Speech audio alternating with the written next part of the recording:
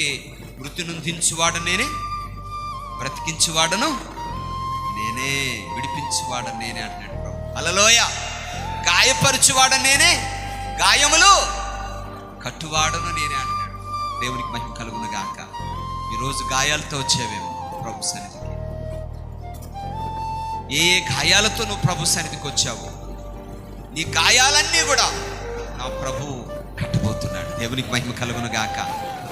అది శారీరక సంబంధమైన గాయాలైనా, మానసిక సంబంధమైన గాయాలైనా, ఆత్మ సంబంధమైన గాయాలైనా, మరి ఏ విధమైన గాయం నీ హృదయంలో ఉన్నదో, నీ మనస్సులో ఉన్నదో, ప్రియులారా,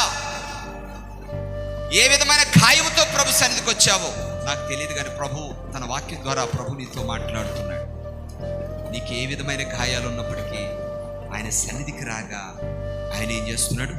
స్వస్థపరుస్తున్నాడు. దేవునికి మహిమ కలుగును గాక. బాగు చేస్తున్నాడు, బ్రతికిస్తున్నాడు, లేవనెత్తుతున్నాడు, నిలబెడుతున్నాడు, నడిపిస్తున్నాడు, సహాయం చేస్తున్నాడు. దేవునికి మహిమ కలుగును గాక.